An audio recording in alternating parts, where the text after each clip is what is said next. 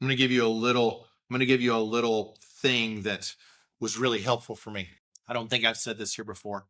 There's a guy when my kids were younger, there was a guy, his name was Bob. He was 15 years older than me, 20 years older than me.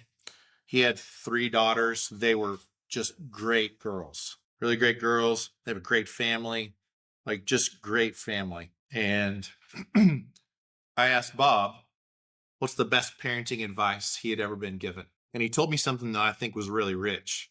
Because as you can tell, just from listening to this podcast, you can probably understand from seeing these videos, I have lots of thoughts. And if I'm not careful, all my thoughts could easily overwhelm my sons. I've watched as there are parents whose personalities are so big that their children don't get to have personalities.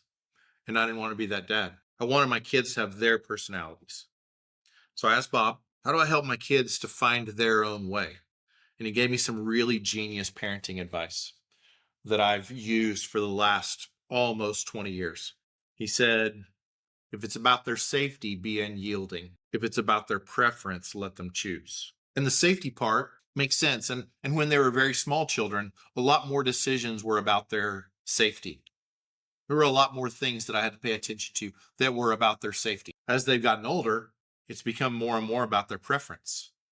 So for my son at 19 now, most of the conversations I have with him are about preference. And there's some of those that in my head, I think, I wish he would just decide to do it my way. It'll be easier for him. And instead of doing it my way, what I have to say is, what do you think? How do you think you should handle it? And the reality is, much to my dismay, there are times that I've thought that I was right and he's been right when it comes to preference. There are times that I've been right and he's been wrong, but it's still preference. It's not the end of the world. It's not leaving scars. It's him learning and figuring out the process of the weight of his decision.